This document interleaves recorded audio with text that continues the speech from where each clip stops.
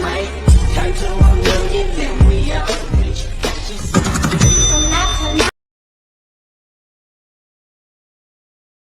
ನಾಚಿ ನನ್ನಲ್ಲಿಯೇ ನಿನ್ನ ಹೆಸರು ಮುಗುತ್ತಿ ಸುಂದರಿ ದೃಷ್ಟಿ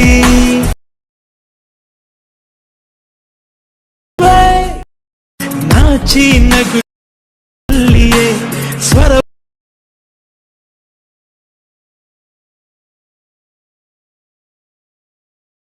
ಸುಂದರಿಯೇ